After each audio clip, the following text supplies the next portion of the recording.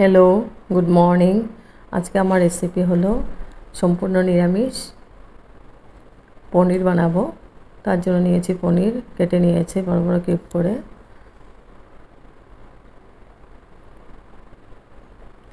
পনির butter মশলা বানাবো সম্পূর্ণ নিরামিষ। তার জন্য পনির নিয়েছি, এখানে নিয়েছি কাশ্মীরি চিলি পাউডার, ফোড়নের জন্য নিয়েছি গোটা গরম মশলা, জিরে, আর নিয়েছি তেজপাতা,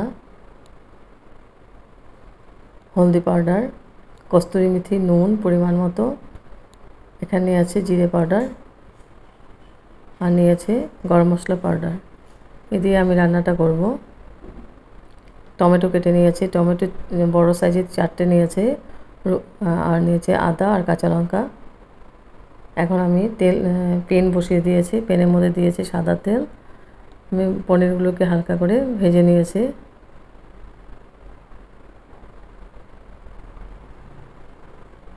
এখন আমি প্যানের মধ্যে দিয়েছি সাদা তেল, আর ফোড়ন দিয়েছি আমি গোটা গরম মশলা, এলাচি 3টে, লবঙ্গ 3টে, দারচিনি, আর দিয়েছি তেজপাতা আর সাদা জিরে। এখন দিয়েছি টমেটো, আদা আর কাঁচা লঙ্কা। খুব ভালো করে মশলাটাকে কষিয়ে নিব।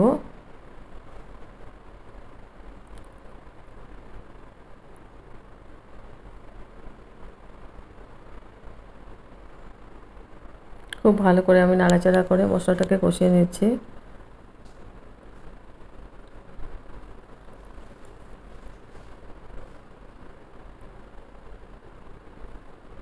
হেভি টেস্টি একটা রেসিপি। নিরামিষের দিনে এই ধরনের রেসিপি খেতে খুব ভালো লাগে। গরম গরম ভাত, রুটি, পরোটা, নান, ফ্রাইড রাইস সবার সঙ্গে খুব ভালো লাগবে। তারপর দিয়ে দিয়েছি আমি এখানে পরিমাণ মতো নুন, আর দেব আমি হলদি পাউডার, কাশ্মীরি চিলি পাউডার।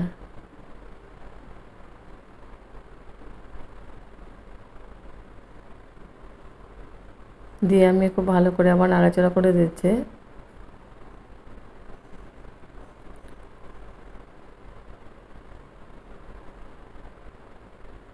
খুব ভালো করে মশলাটাকে কষাবো। তার জন্য আমি স্টিমটা লোয়ে রেখেছি, আর ঢেকে দিব 5 মিনিটের জন্য। 5 মিনিট পরে এসে আমি দেখব টমেটোটা অনেকটা সেদ্ধ হয়ে গেছে।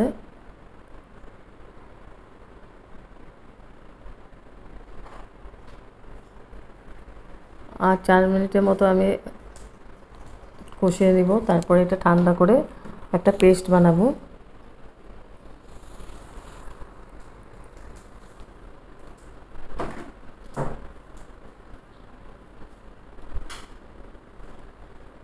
টমেটোটা নরম হয়ে গেছে, এখন আমি এটা নামিয়ে ঠান্ডা বানাবো। ঠান্ডা করে আমি পেস্ট বানাবো একটা। এদিকে আবার প্যান বসিয়ে দিয়েছি, প্যানের মধ্যে দিয়েছি সাদা তেল, আর দিয়েছি বাটার।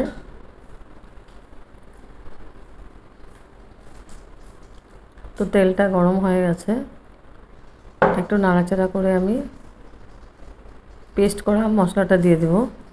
পেস্ট করা টমেটো, আদা, কাঁচা লঙ্কা আর গোটা গরম মশলাগুলো আছে, সব একসঙ্গে পেস্ট করেছিলাম। ওই মশলাটা দিয়ে খুব ভালো করে আমি নাড়াচাড়া করে দিচ্ছি। একদম কম সময়ের মধ্যে হয়ে যায় রান্নাটা, আর খেতে অসাধারণ টেস্টি হয়। বোঝাই যায় না যে এটা রসুন পেঁয়াজ ছাড়া।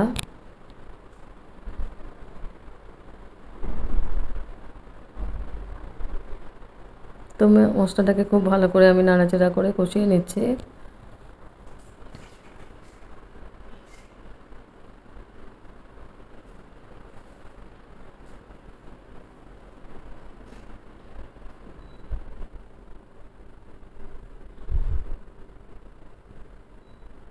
তারপর দিয়ে দেবো পরিমাণ মতো নুন, কাশ্মীরি চিলি পাউডার,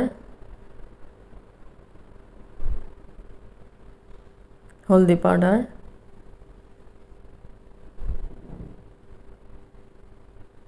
গরম মশলা পাউডার দিয়েছে। দিয়ে আমি খুব ভালো করে আবার মিক্স করে দিচ্ছি।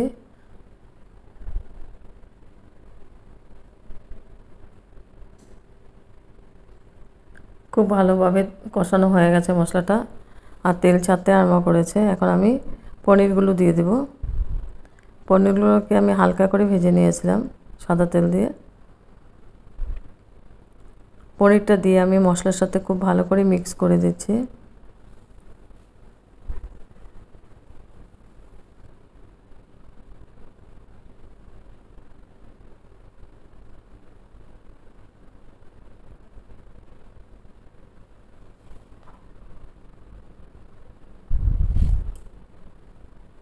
নাড়াচাড়া করে আমি ঢেকে দিব আবার 3 মিনিটের জন্য। এবার 3 মিনিট পরে এসে আবার একটু নাড়াচাড়া করে গ্রেভির জন্য জল দিয়ে দেব।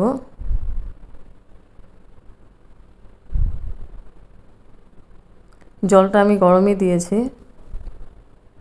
জলটা দিয়ে আমি খুব ভালো করে নাড়াচাড়া করে দিচ্ছি।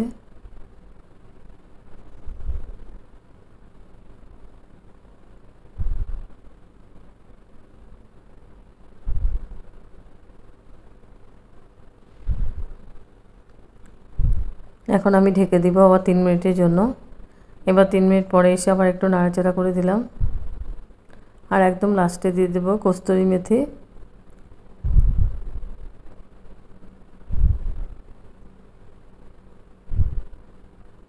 কস্তুরি মেথিটাকে আমি একটু ড্রাই রোস্ট করেছিলাম, তারপর হাতে ম্যাশ করে